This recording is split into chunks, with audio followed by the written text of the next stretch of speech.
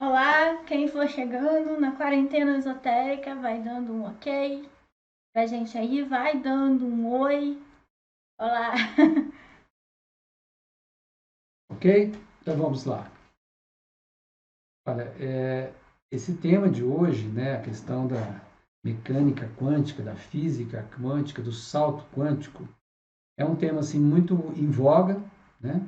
Muita gente divulga, acredita, mas assim, pouca gente talvez tenha conhecimentos, né, que saibam detalhes. Então, eu vou fazer uma pequena apresentação, uma pequena introdução para quem não sabe o que é a mecânica quântica, né? Eu peguei uma frase aqui do Hélio Couto, é um nome assim nacionalmente conhecido da mecânica quântica. Ele fala o seguinte: olha, o salto quântico é quando o elétron desaparece de uma órbita, logicamente de um átomo, né? E aparece em outra órbita sem transitar entre as duas. É um salto de consciência, um insight, um salto evolutivo instantâneo depois de muita preparação. Como é que isso funciona, Juarez? Bom, vamos começar do começo. O termo quântico é um termo do vocabulário da física academicamente falando mesmo, né? Mais especificamente da mecânica quântica. Esta área da ciência estuda os sistemas físicos cujas dimensões são próximas ou abaixo da escala atômica e de outras partículas subatômicas, ou seja, é coisa bem pequenininha, bem infinitesimal, certo? As grandezas físicas são ditas quantizadas quando entre um valor que ela pode assumir e outro existem valores proibidos, ou seja, salta-se de um valor para outro sem valores intermediários. Então, há um salto. Não é um progresso evolutivo, um processo, não. Há um salto. Está num valor e, puf, de repente está no outro. Por Tá isso no que. primeiro degrau, de repente passa pro décimo. Isso, Não, exatamente. Por isso que perna é, entre longa. aspas, Uhum. proibidos, né? Um gráfico as representaria em dentes ou serrilhas e não em curvas, ou seja, é o que a Letícia está falando da escada, né? A escada, ela é serrilhada, né?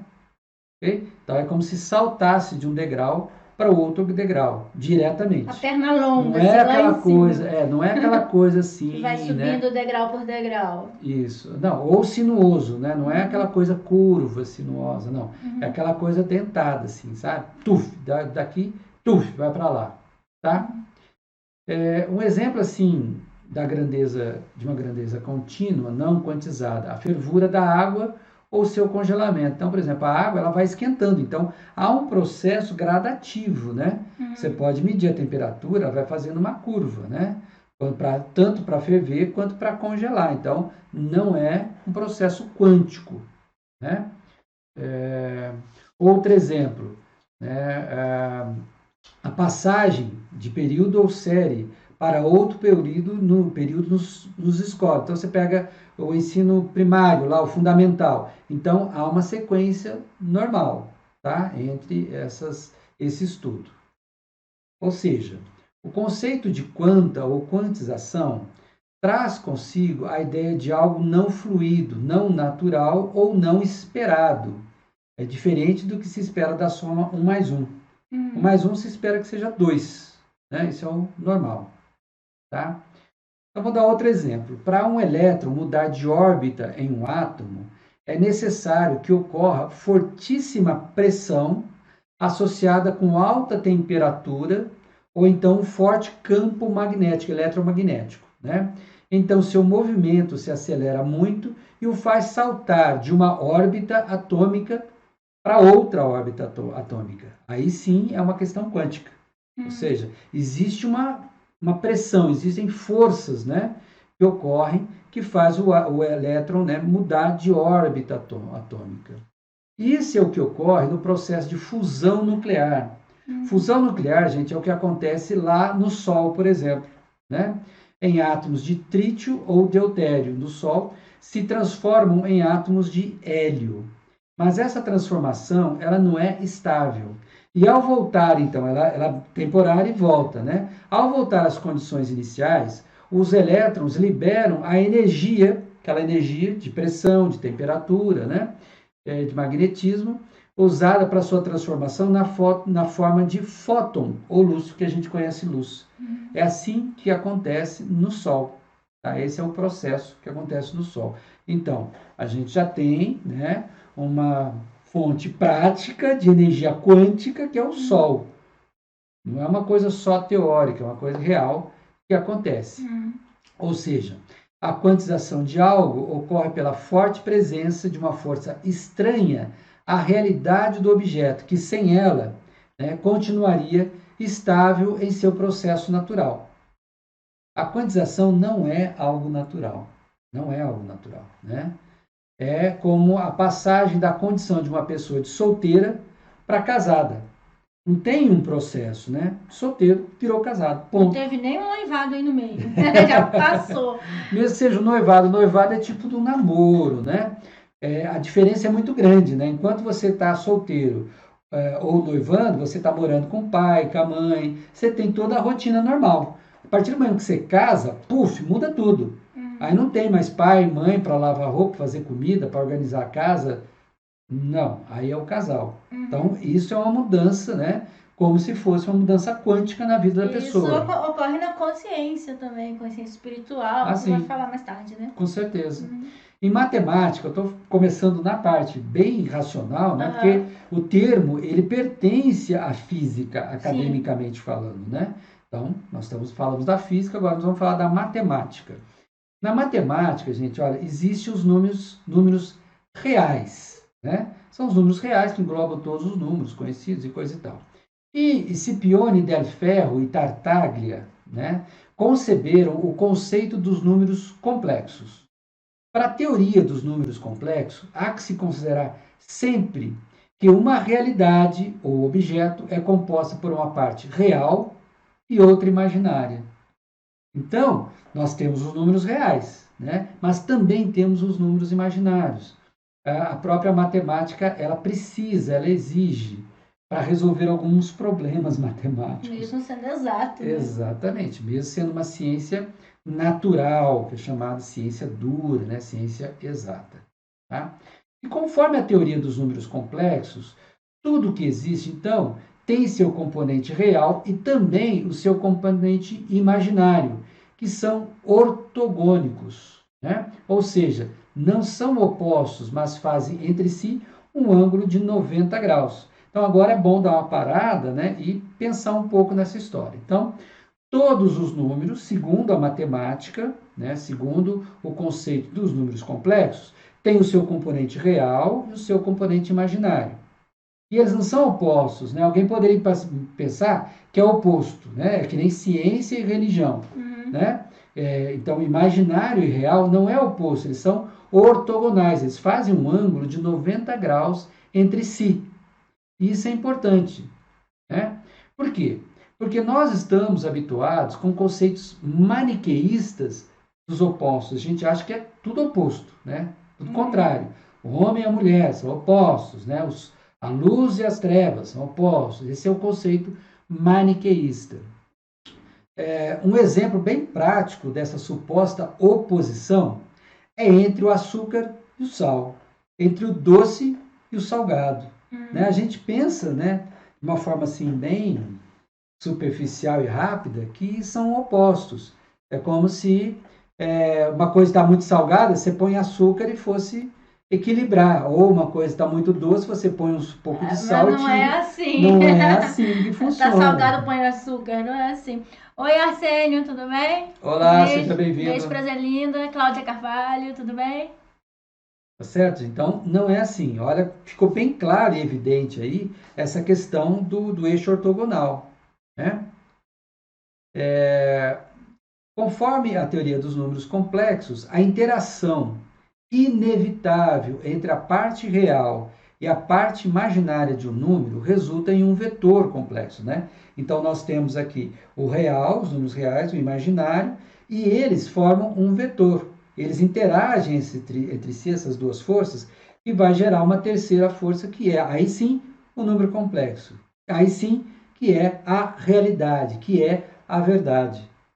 Certo? Então, em matemática, a verdade não está nem no número imaginário e nem no número real. É o número complexo, que é o vetor resultante, né, dessa interação entre essas forças. Ora, na verdade, a eletricidade também nunca se separa do seu co-irmão, o magnetismo. Nós vemos isso, também é física, isso, né? A questão da eletricidade e o magnetismo, tá? Também são ortogonais, o eletromagnetismo. Então, olha, um fio, você pega um fio de energia elétrica, né? Que passa a energia elétrica, cria em volta de si, você pega um fio, um campo magnético, tá? Isso é uma realidade, isso aí é ciência, né? Isso aí não tem como contestar. E acontece que Nikola Tesla, aquele nome tão conhecido e importante, ele estudou e desenvolveu um conceito da transmissão da energia sem fio. Então, ressaltar aqui, para quem não tem muito conhecimento sobre Tesla, tá? Dá uma pesquisada, gente. Tesla é incrível, tá? Para mim ele foi um grande, como é que fala, trouxe muita coisa pra gente. Só agora que a ciência está respeitando, né? E vendo as benesses que ele trouxe pra gente. Então, quem não está muito aí atento ao quem é Tesla, dá uma pesquisada aí. Bem legal, tá? Esse estudo. Exatamente. E assim, o conceito, a teoria que ele desenvolveu, de transmissão da energia sem fio, parece mágica, gente, né? Ele pega o que ele faz usando o conceito do eletromagnetismo, tá? Ele pega um fio e faz uma bobina, né? Ele pega um fio, faz uma bobina, enrola, faz um rolo, né? Do fio contínuo e puxa para lá e faz circular nesse fio energia elétrica. Pelo conceito que a gente viu agorinha, né? Esse fio vai gerar um campo magnético em volta de si, né? E se é uma bobina, se é um rolo, esse campo magnético vai ficar maior, ok? Muito bem. Então, pega esse rolo de fio com a eletricidade conectada de um lado.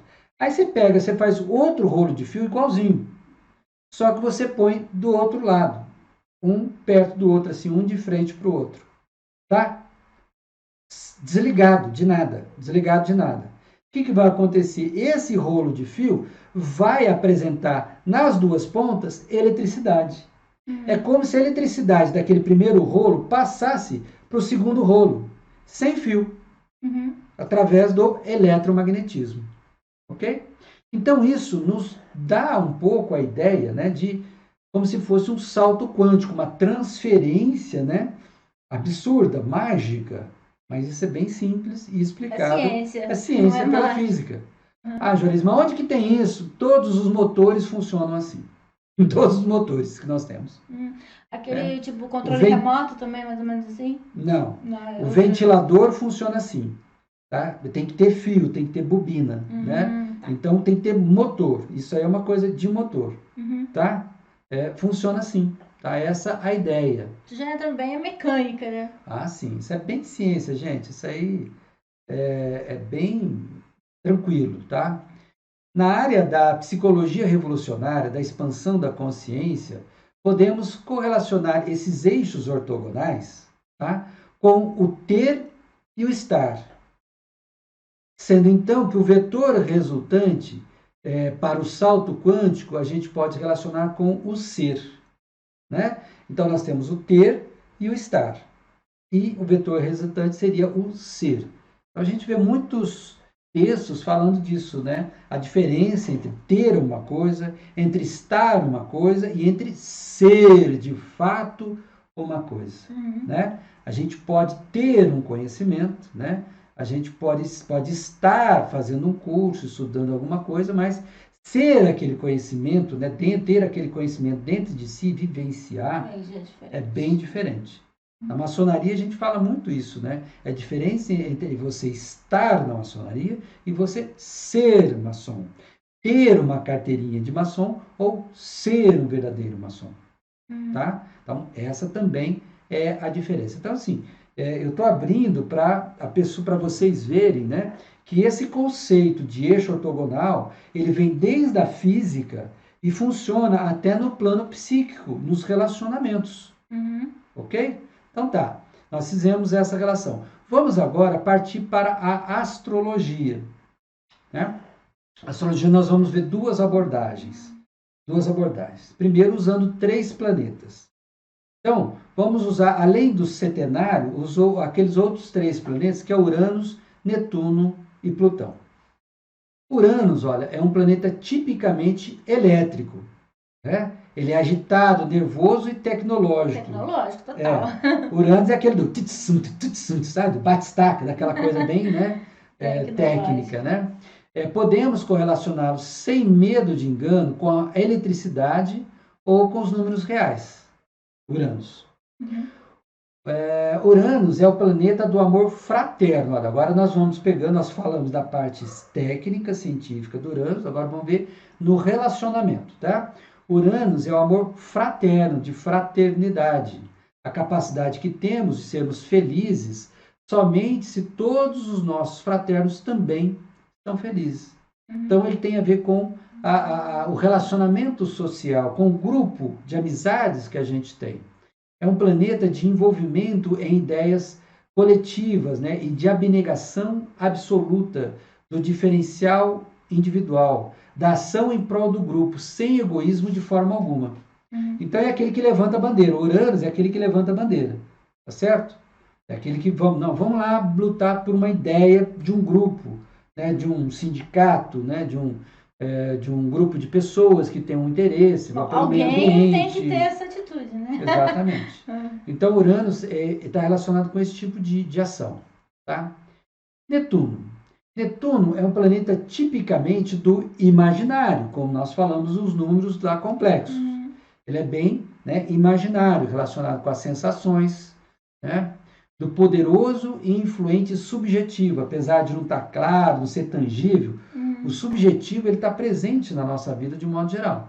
Podemos também relacioná-lo sem medo com o magnetismo, certo? Porque eletricidade você sente, você põe o dedo lá, você sente, mas magnetismo a gente não consegue detectar. Lógico que a gente vai sentir os efeitos de um campo eletromagnético, né?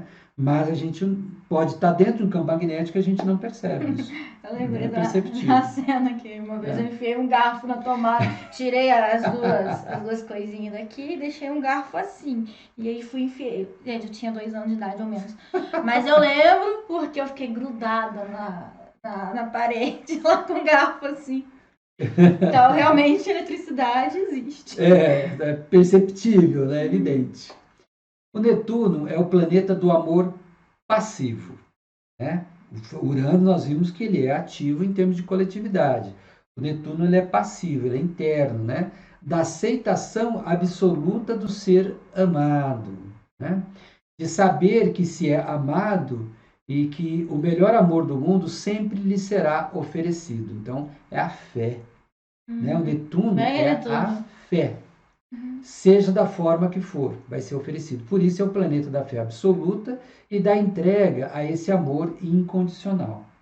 Então, percebe a diferença, né? Uranus, então, é aquele amor social. E o Netuno é a fé incondicional, é uma coisa um pouco mais cósmica. Né? Plutão, ele é o planeta da força inexorável de Deus. Tá? É Plutão que nos torna deuses em termos de astrologia. Mesmo que nós tenhamos esquecido disso. Né? Que nem Jesus falou da Bíblia. Né? Vós sois deuses e tendes esquecido.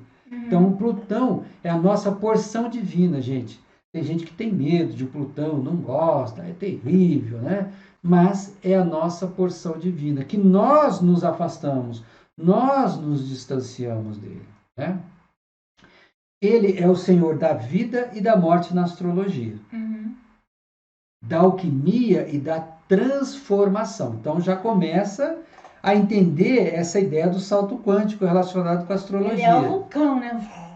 Então, o Plutão, olha, ele é o planeta da alquimia e da transformação. Né? Também podemos correlacionar Plutão com o poder que gera o então chamado salto quântico. Né? Porque ele é aquela força externa, aquela força diferenciada, né? Ele é o planeta da transformação. Olha, Plutão em astrologia é o planeta do amor à verdade, à justiça a Deus acima de qualquer coisa ou pessoa. É aquela verdade nua e crua, não interessa, não tem tergiversação, não tem puxar sardinha para um lado. É aquilo que é, foi e será. Ponto e acabou. Né? É a morte do indivíduo para que seja o todo ou tudo e ao mesmo tempo ser nada. Né? Então, olha, é importante também salientar que Plutão, para concorrer ao salto quântico, exigirá que a pessoa não tema ou evite acessar seu poder divino interno, que não é nem bem e nem mal. Simplesmente é o que é. Isso. O Plutão, gente, ele está além do bem e do mal. Né? Se a gente fosse falar de bem e mal, o Netuno poderia ser o bem e o Uranus o mal. Né? Um é magnético, o outro é elétrico. Tá? Então, às vezes, as pessoas não dão muita atenção, não dão muito valor ao Plutão no mapa astral. Ou não gosta, tem medo. Então, pensa bem, em termos de astrologia, se você quer dar um salto quântico na sua vida, quer mudar algo de fato, quer realmente injetar uma energia para que haja uma outra realidade, é através do Plutão que você vai conseguir isso. Essa energia, tem energia para isso, né? Isso. Ele né? Como você falou, ele rege a bomba atômica, os vulcões. Então, tem como, depois que aciona a bomba atômica, tem como parar? Depois que o vulcão começa, tem como parar? Sabe? Então, essa força necessária para que aconteça o salto quântico. Né? Seria o Plutão, força plutoniana. Exatamente.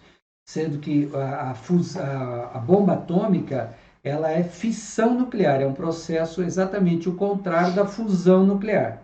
Que nós falamos lá que é cientificamente a característica do salto quântico que acontece na fusão, que acontece no Sol. É um processo totalmente divino, né? A fissão é você explodir o átomo, né? E aí pega aquela energia e ela se espalha.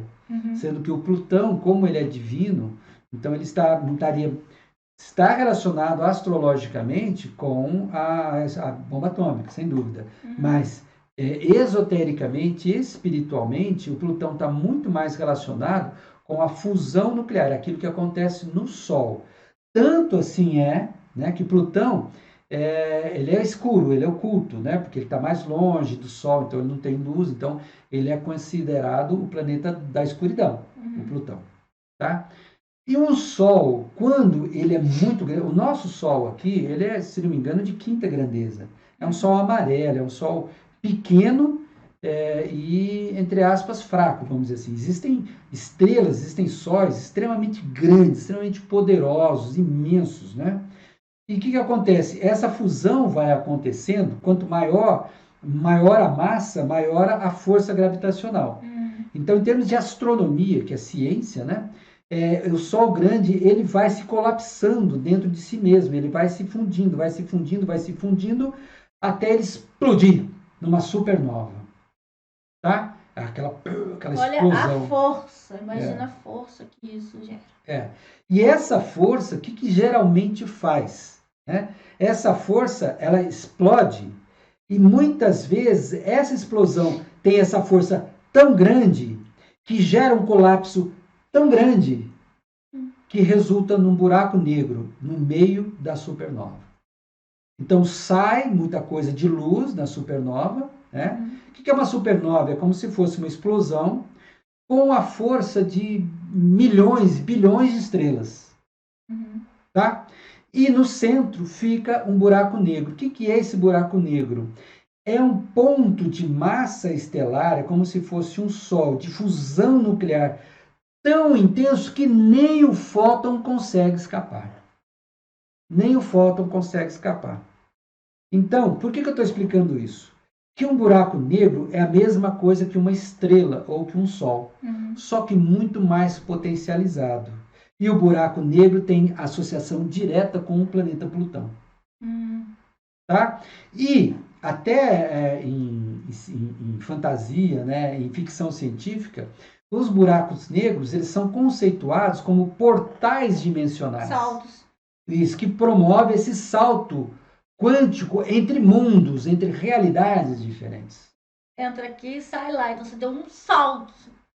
Exatamente. É o salto quântico, exatamente. Pelo menos na ficção, a gente tem essa noção. É claro que não foi tão estudado assim os buracos negros, né, como a gente gostaria. A nossa ciência ainda não tem Tem os seus elementos, limites. ferramentas, instrumentos, né, para estudar em detalhes. Mas pode ser que mais tarde tenha. Então, a gente está no ciência... estudo ainda sobre buracos negros. Ainda é um enigma. Mais ou menos, é um grande enigma, mas existem certezas científicas. Sim. Da onde que tira essa certeza, Juarez? Porque o que acontece? O buraco negro, como eu falei, ele tem um poder de atração tão grande que nem o fóton sai, tá? Então existe em volta dele, é como se fosse um círculo de segurança, né? Que é chamado em ciência de horizonte de evento. Esse horizonte de evento é o seguinte: qualquer coisa, inclusive luz, fóton, que se aproxime, que entra naquele perímetro, ele é puxado para dentro e nunca mais sai. Dizem que é engolido e depois não sabemos mais o que acontece. Exatamente. E como é que detecta isso então, Juarez? Porque acontece o seguinte: qualquer coisa que passe por esse horizonte de evento é sugado. E sugado de uma força muito grande. Então, através de radiotelescópios, eles veem a mudança do espectro daquele objeto, daquela coisa que é sugada. Então, tipo assim, antes tinha um espectro, depois teve outro espectro. Então, supõe-se que, né, só é possível se tivesse aumentado demasiadamente, acelerado muito a sua velocidade. E isso só seria possível se houvesse um corpo de um magnetismo tão grande para gerar aquela atração. Entendeu? Uma outra forma de se provar a existência dos buracos negros é também que, o universo ele é todo conhecido, né? Ele é todo coalhado de estrelas, de galáxias, de planetas, né? Então, atrás, digamos que nós estamos aqui, né? Na Terra, que é a Terra. Então, aqui tem um buraco negro, atrás tem estrelas, tem galáxias, ok? Então, a luz dessas galáxias, ela faz uma curva. O elétron, ele é puxado. Se ele entra no horizonte de evento, ele vai e não sai mais. Mas se ele estiver pertinho do horizonte de evento, ele faz uma curva. Dizem que Einstein, cientista Albert Einstein, esteve no Brasil para procurar provar a teoria da relatividade dele, usando esse conceito para exatamente medir essa curvatura da luz através ou perto de um buraco negro. Muito interessante. E olha que interessante, no centro da nossa Via Láctea tem um buraco negro. No centro da nossa galáxia, né? Então, existem dois pulsares, que são estrelas fortíssimas que ficam pulsando, que consta que são guardiões, como dois guardiões, desse portal estelar que é o buraco negro que está no centro da nossa galáxia. E esotericamente, nós estudamos, né, que existem vários sóis, ou logos, ou logóis, né? Logói é o plural de logos. Então, o primeiro sol esotérico, espiritual, segundo a teosofia, a linha teosófica, existe no centro da Terra, o nosso Sol, que é o ser espiritual que rege a Terra. Esse ser espiritual da Terra está subordinado ao nosso Sol do Sistema Solar, né? O Sol do Sistema Solar está subordinado a um outro Sol, a um terceiro Sol, em torno do qual ele gira. Se não me engano, é Sírius. E Sírius estaria subordinado a esse Sol central da galáxia, que é, na verdade, um Sol negro ou um Sol oculto, né? Ele não é ruim, porque às vezes a pessoa associa o negro como algo ruim, mas pelo contrário, ele é extremamente poderoso, ele é misterioso, ele é secreto, ele é o portal para outra realidade, para outro mundo. Então seria o grande salto quântico da nossa galáxia como um todo. A gente está falando do macro, né? Isso. Mas começa a pensar nisso como o micro. Né? Exatamente. Bom, eu falei dos 3 planetas externos, né? E nós fomos para o macro, como a Letícia disse. Isso. Vamos falar agora de Saturno. O planeta Saturno, ele é o 7º planeta do setenário esotérico. Então começa na Lua, né? Vem Lua, Mercúrio, Vênus, Sol, Marte, Júpiter e Saturno. Esotericamente, o Saturno ele rege os limites, astrologicamente. Sempre Saturno é o que fala não, é o que impõe limite, é o peso, é a porta que fecha, a chave que tranca, tá? Esse é Saturno. Então, assim, espiritualmente também, Saturno, ele é o planeta que limitaria a nossa realidade aqui. A nossa realidade. Astrologicamente, Saturno rege o tempo e o espaço. Ele sozinho, né? Ele rege tanto o tempo quanto o espaço. De novo, o eixo ortogonal. Senhor do tempo e do espaço. Isso, é Cronos, até na mitologia é Cronos, que é o tempo. É Cronos, Deus do tempo. E ele rege o espaço porque ele é a pedra. Né? Ele é a pedra, ele rege a estrutura, a coluna vertebral. Então, quanto a isso, não tem dúvida. A regência astrológica de Saturno é bem clara, né? Então, olha, esse conceito de regência pode parecer complexo e de difícil compreensão, levando à pergunta: o que o tempo tem a ver com o espaço? Né? A resposta é simples. Ambos são delimitadores. Eles delimitam. Né? Um da eternidade e o outro do infinito. Se a gente não tivesse tempo e espaço, a gente não teria noção. Teria referências. Não teria referências de passado, presente e futuro. Isso. Ou da infância, da velhice, das coisas que a gente daqui, passa. dali. Exatamente. Né? Eu e você. Isso é uma referência. O tempo e espaço nesse nosso mundo é necessário para a gente ter a consciência, a luz ali do que existe, do que não existe. Né? Exatamente. Os orientais chamam isso de Maya, ou ilusão. Né? Muitos ocultistas, pessoas despertas, elas falam para a gente: não existe o passado e o futuro. Até os extraterrestres falam isso. E não existe passado e futuro, existe só o eterno agora. Então, isso faz, lógico, a gente entender... Se você for pensar assim, o que é real? Real é o que eu estou vivendo aqui agora. Né? O passado já foi, ficou numa lembrança, o futuro a gente não sabe, né? Pode até imaginar e tal, mas o que é o real? Real mesmo é o aqui e agora. Então, é fácil a gente entender, se a gente pensar nesse sentido, né? Que as vidas passadas, que é mais fácil o pessoal lembrar de vidas passadas, tem terapia de vidas passadas, né? Tem lógica com o que está aqui acontecendo agora. Então, a pessoa que foi militar em vidas passadas, há uma tendência que ela seja militar nessa vida também. É aquela pesquisa que eu fiz, né? E que tem aquela tendência. Não quer dizer que se ela for militar tenente, ela vai ser militar tenente. Não, pode ser tipos diferentes. Mas sempre envolvido com ação, contexto. agressão, por exemplo, conquista. Teve uma amiga, né, que numa vida passada, ela foi militar lá no cavalo mesmo. Na outra vida, ela foi mulher de militar, tá? Ela não era militar, mas estava envolvida no contexto. Nessa vida, ela nasceu filha de militar. Então, assim, não é que ela é sempre militar, mas ela está sempre envolvida nesse ponto. Pois é, então se a gente pensar que não existe passado e futuro, um eterno presente, né? É lógico. Então a razão, a vibração, né? A realidade da pessoa é aquela. Né? É aquela. Né? É bacana isso, né? Você pensar assim. Muito bem. O resultante dos eixos ortogonais. Então vamos pegar o Saturno e vamos pensar no eixo, né? Tempo e espaço. É a verdadeira realidade, como você falou, você adiantou. Né? Os extremos de foco da consciência são ilusão, quando a gente fica nos focos, né? Em que a maioria esmagadora das pessoas se encontra imersa.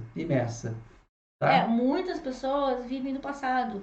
Ou tem pessoas também que eu conheço que vivem adiantando, vivem do futuro. O que vai ser? E não pensa no presente. Gente, como diz o Caibalion lá, só o presente é real. O passado foi real? Foi, mas ele foi quando era o seu presente. Agora só ficou a lembrança, não existe mais. Ele já foi seu presente. Então, só o presente é real. Então, olha, o chamado salto quântico seria conseguir ir consciencialmente além dos limites de Saturno. Né?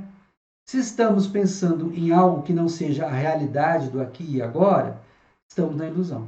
É o que você acabou de dizer. Se eu estiver pensando lá na frente, porque daqui 5 anos, porque no final do ano eu vou fazer isso. Tem muita gente que a gente conhece que é assim, que só fica pensando no futuro que não chegou ainda. Ou quer um bom futuro? Presta atenção no seu presente.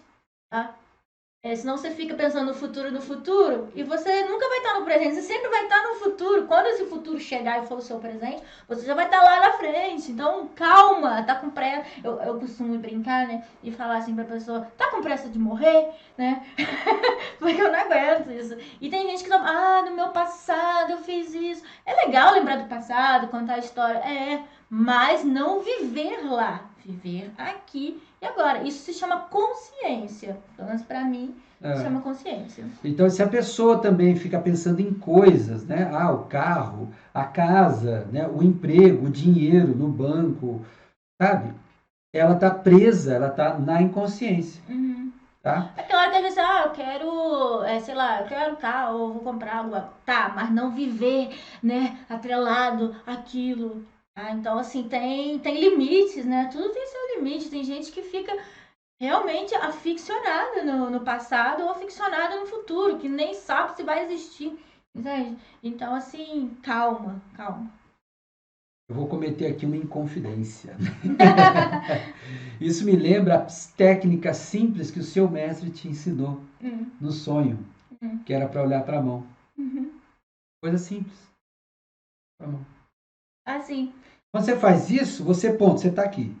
Você está na realidade. Você não está amanhã, não está depois, não está em lugar nenhum. Você está aqui. É tipo, quem sou eu agora? Você olha pra sua mão, nossa, eu tenho um corpo, eu tenho unha. Esse aqui é o meu presente, olha só. Tá? Então você passa a ter consciência olhando pra mão. É com uma técnica bem simples.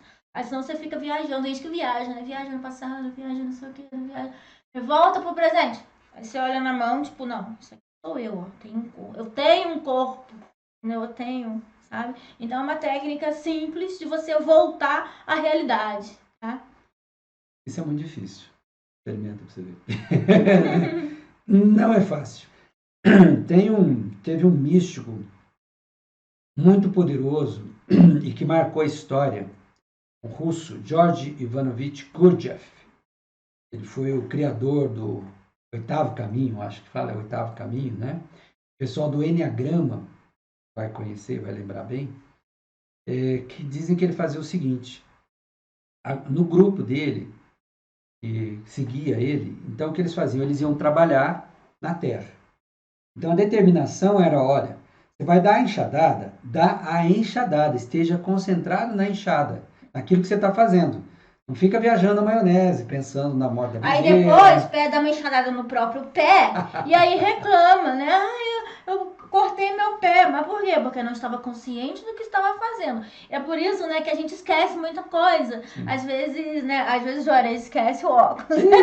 Aí ele fica, você sabe onde eu botei meu óculos? Eu falei, você não estava aqui agora, você estava pensando em outra coisa. Porque se você tivesse no aqui e agora, você saberia exatamente aonde você deixou o seu óculos. E esse também é o segredo da memória, é o segredo de muita coisa, Sim, né? Da memória. Do poder, de um modo geral. É o foco no aqui e agora, tá?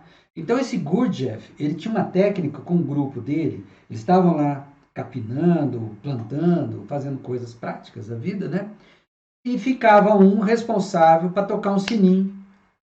A cada minuto. Tem. O que era aquele sininho? Para chamar a pessoa ficar ali, né? Aí, pim, opa, aqui, né? Daqui a pouco, mas tim, tá viajando lá, tim, sabe? Para que a pessoa adquirisse essa consciência do aqui e agora. Não é fácil. Não é fácil, ainda não mais. É fácil. Eu, como pisciana, nossa, ainda não sou assim, mas eu consegui aprender muito, tá? Ei, Paulo, Vale, tudo bem? Beijão pra Lilinha. Mila, tudo bem?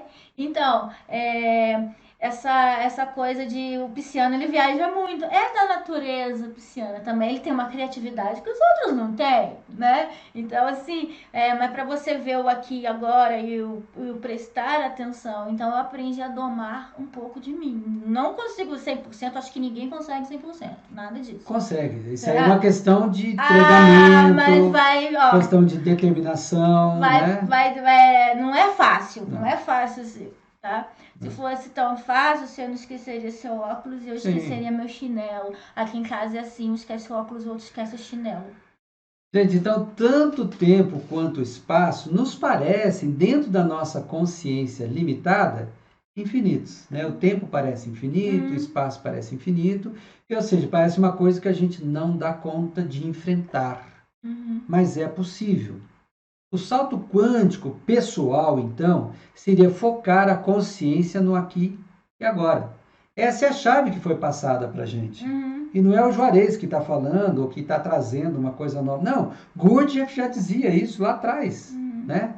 E outra, vamos lá, olha, na a Alta Cabala ensina, olha, que para um ato mágico de fato acontecer em todos os planos, Exatamente. é essencial que estejam presentes em harmonia e no mesmo foco, tanto a emoção quanto o pensamento. Olha, de novo, o eixo ortogonal, tá? Que esse ato seja resultado tanto de um desejo quanto de um esforço ou preparo. Sim, um ato mágico, um ritual, uma oração, alguma coisa que seja, assim, tem que estar conectado à emoção com o pensamento. Não adianta estar falando lá uma coisa e estar sentindo outra e estar pensando em outra, tá? Tem que estar no aqui e agora, tem que estar alinhado. Senão, porque, mas não funciona. Por que não funciona? Porque você não está alinhado, tá? Você está fazendo uma coisa aqui, pensando em outra e sentindo outra.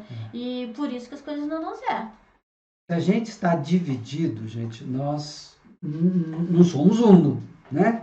Para ser uno, o que é ser uno? É ser divino, a unidade é divina. Lembra? No esoterismo. Por isso que eu digo então, para ser uno, a gente não pode estar dividido, que nem a Letícia falou. Eu digo que tem a personalidade mágica e tem o nosso eu normal, né? Então, assim, quando eu tô numa vivência, num ritual, uma coisa, tipo, tô ligada.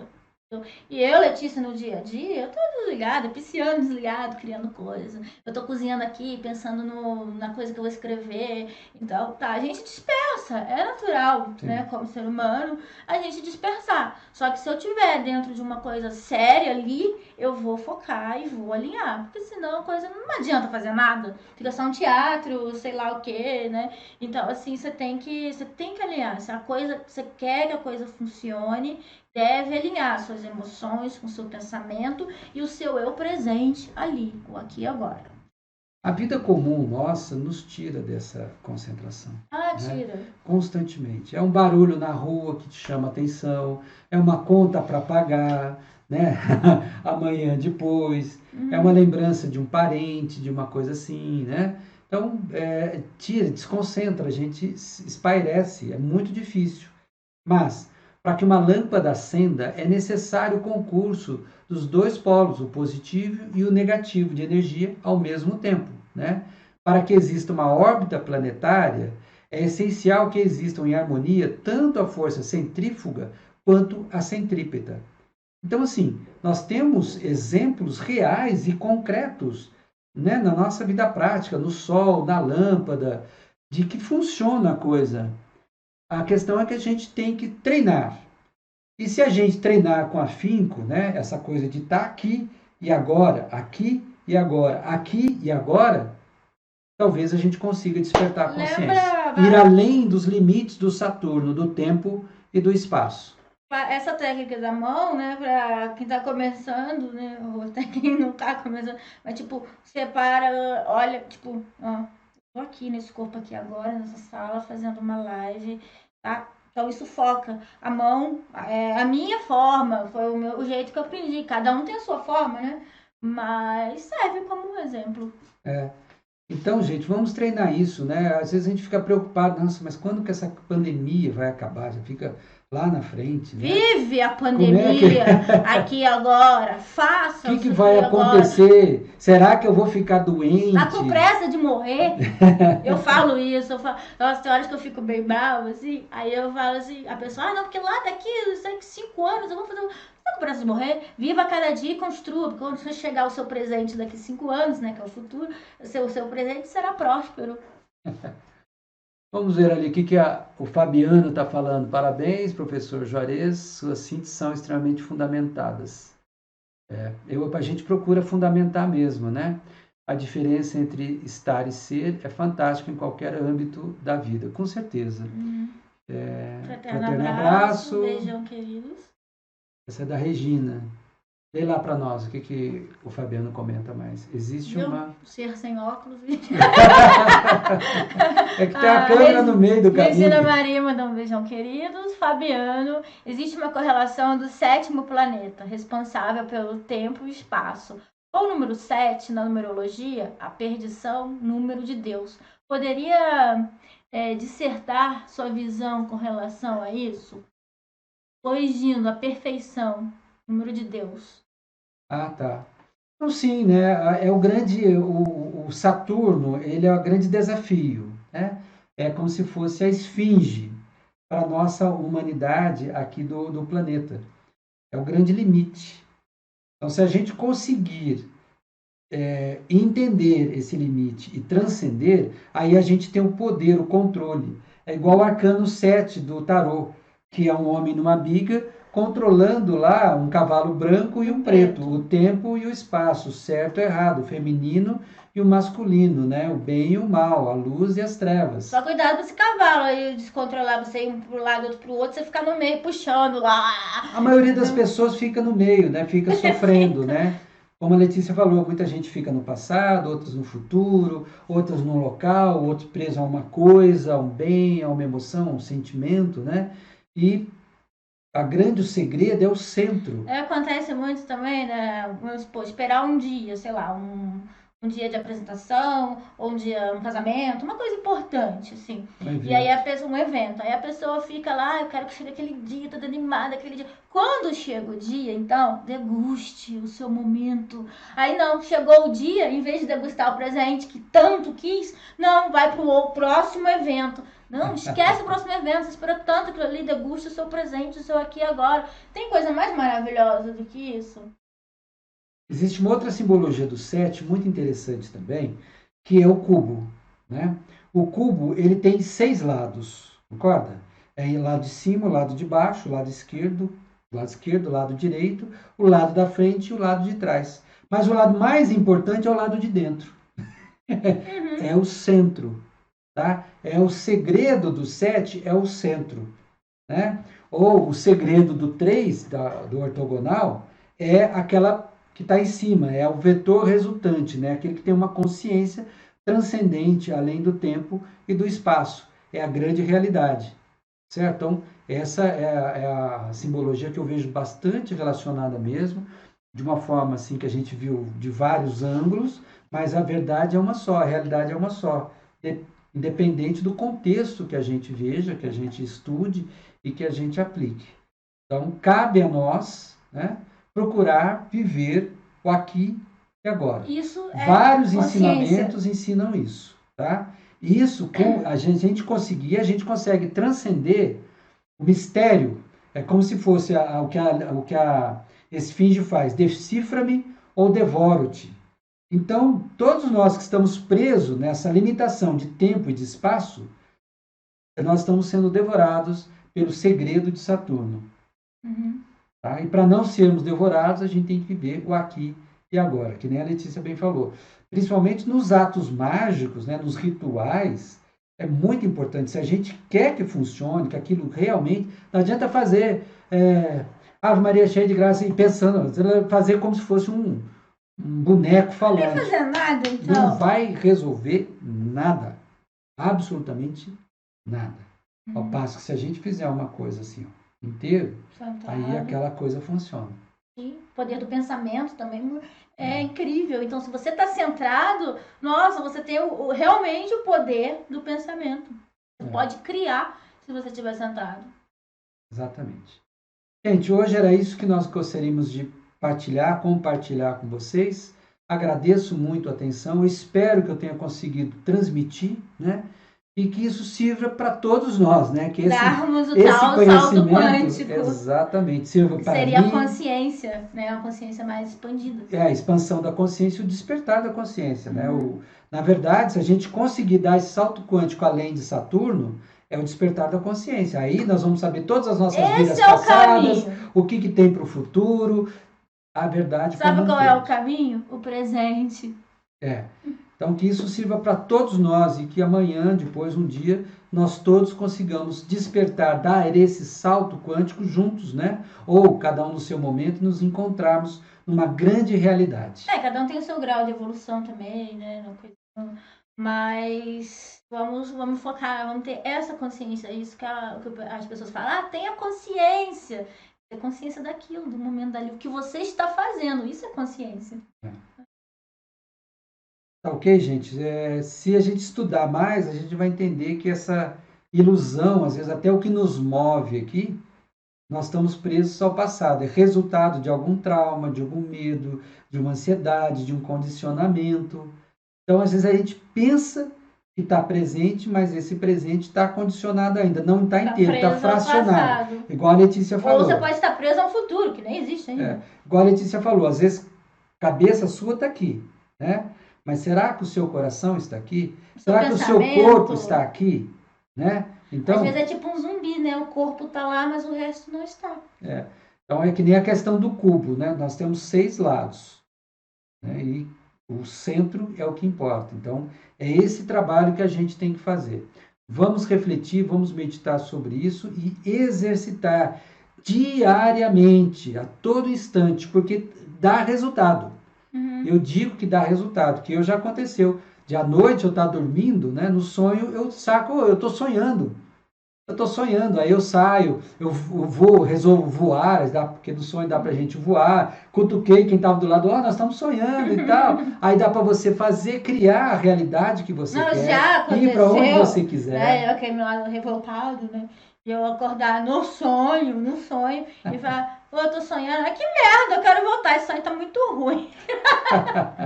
Então você acaba tendo consciência, se você tiver consciência aqui no físico, né? Você acaba também criando uma consciência e uma lucidez maior nos seus sonhos. Sim, com certeza, com certeza, com certeza. Então, facilita muito. Gente, é um exercício, né? Que nem não adianta a pessoa achar que vai evoluir espiritualmente sem um esforço. Poxa, para você conseguir saltar em distância, para você passar numa prova, você não tem que se preparar, tem que treinar muito. Você não tem que se esforçar, você não tem que treinar. Mesma coisa, né? Para a gente dar o salto quântico, para a gente poder expandir a nossa consciência, para a gente despertar a consciência, tem que haver o esforço. E é contínuo. Muito fala de despertar a consciência, mas não faz nada. Tipo, eu quero despertar, né? Então, coisa não é por aí. Aí a coisa não acontece, não vai acontecer, né? Até porque o despertar é uma coisa ligada ao mérito da pessoa, individual. Um mestre não pode vir com uma varinha de condão e despertar a gente, seja quem for. Ele não pode tirar o direito do mérito que a gente tem de conquistar isso por nós mesmos. Sabe? O Nós fazemos o milagre, não é alguém... O próprio milagre. Um ET, ou um duende, ou um deus, ou que vem e faz com a varinha mágica. Você vai despertar, que bonitinho. Não é assim, tá? É um mérito nosso. Exatamente. Bom, gente, nós estamos aqui e quero convidar vocês a estar conosco na próxima quarta-feira, na quarentena esotérica. 5 horas, isso. 17 horas. Quando eu vou contar para vocês as minhas 2 experiências dentro de uma nave extraterrestre. Uau! Ok? Até mais. Até mais, um abraço. Até mais, gente. Tchau, que é tchau. isso aí, ó. Consciência, hein?